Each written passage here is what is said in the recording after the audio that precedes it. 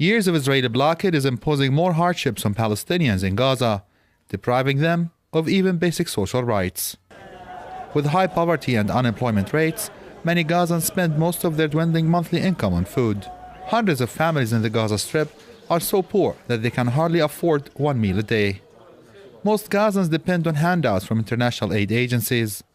They see no end in sight to the hardship they are facing. It has been really bad in the last few years. It's a struggle to put food on the table, and even food coupons are not enough to feed our families. I have 4 unemployed sons who are married and have children, and I think things will only get worse. The Gaza Strip, with a population of nearly 1.7 million, has been under a tight air, land and naval blockade imposed by Tel Aviv since 2007. Experts believe that things will get worse if the blockade is not fully lifted. Gaza's economy will deteriorate, unemployment and poverty rates will see a further surge. The blockade is imposed by the international community and the Israeli regime. Gazans will never achieve social justice as long as the blockade continues. Currently, the unemployment rate in Gaza is above 32%. For things to improve, all crossings must be open, and there should be free movement for goods and for people.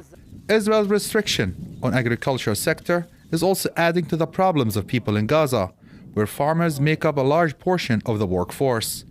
Press TV met with Oxfam's coordinator of economic development, Chris Binar. He had this to say.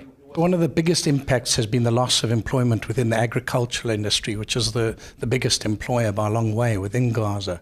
The collapse of that industry through the blockade has seen a lot of people without employment and livelihoods. And so the projects that Oxfam do try to develop the opportunities for those livelihoods, and in particular for small-scale farmers who don't have equity or a fair share of the markets.